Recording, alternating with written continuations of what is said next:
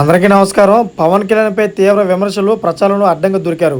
ఈ విషయాలను తెలుసుకుంది వీడియో మీరు కంప్లీట్గా చూడండి. అప్పుడే మీకు కంప్లీట్ ఇన్ఫర్మేషన్ ఏంటో అర్థమవుతుంది. అదేవిధంగా చాలామంది వీడియో చూస్తున్నారు కానీ సబ్స్క్రైబ్ చేసుకోవడం మాత్రం మర్చిపోతున్నారు.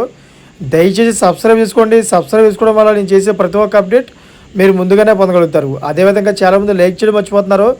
దయచేసి లైక్ చేయండి. లైక్ చేయడం వల్ల ఈ ఇన్ఫర్మేషన్ మనం చాలామందికి రీచ్ చేసిన వాళ్ళు అవుతాం. ఇంక లేట్ చేయకుండా వీడియోకి వెళ్ళిపోతాం. జనసేన అధినేత పవన్ కళ్యాణ్ ట్రోల్స్కు ఛాన్స్ ఇస్తున్నారా? సోషల్ మీడియాలో ఆయనను ట్రోల్ చేసేలా దొరికిపోతున్నారా అంటే అవుననే అంటున్నారు పరిశీలకులు. అయితే తాజాగా మహారాష్ట్ర ఎన్నికల సమయంలో పవన్ కళ్యాణ్ బీజేపీ అభ్యర్థుల పక్షాన ప్రచారం చేస్తున్న విషయం తెలిసిందే.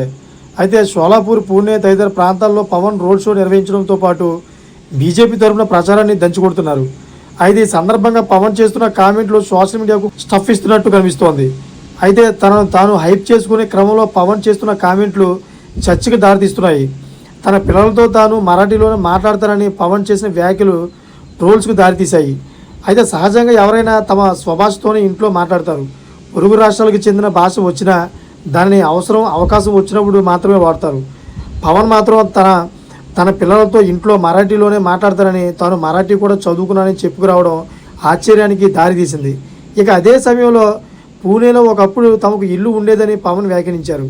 కానీ గతంలో ఆయన ఎన్నికల ప్రచారం సమయంలో తమకు చిన్నప్పుడు ఒకే ఒక్క ఇల్లు ఉండేదని, కొన్నాళ్ళు నెల్లూరులో ఉన్నామని చెప్పుకొచ్చారు. పోనీ తాను సినీ రంగంలోకి వచ్చాక ఏమైనా పూణేలో ఇల్లు కొన్నారేమో అనుకున్నా అది కూడా ఎప్పుడూ ఆయన చెప్పలేదు. కానీ తాజాగా మహారాష్ట్ర ప్రచారంలో ప్రజలను ఆకట్టుకునేందుకు పూణేలో ఒకప్పుడు ఇల్లు ఉండేదని, ఎక్కడే తాము నివసించేవారు అని చెప్పుకొచ్చారు. ఇది కూడా ట్రోల్స్కు భారీగా స్టఫ్ ఇచ్చేసింది. ఇక సనాతన ధర్మానికి ఇబ్బంది వస్తే తాను సహించేది లేదన్నారు. తాను అడ్డుపడతానని కూడా తెలిపారు. వీటిపైన కామెంట్లు కురుస్తున్నాయి. మహారాష్ట్ర ప్రచారంలో ఇలాంటి వ్యాఖ్యలు చేయడం ద్వారా బీజేపీ వైపు ప్రజలు చూసేలా పవన్ అడుగులు వేస్తున్నా అవి ట్రోల్స్కి అవకాశం ఇస్తుండడం గమనార్హం. చూసారా ఫ్రెండ్స్? ఇటువంటి లేటెస్ట్ అప్డేట్స్ కోసం ఛానల్ సబ్స్క్రైబ్ చేసుకోండి. Thank for watching friends.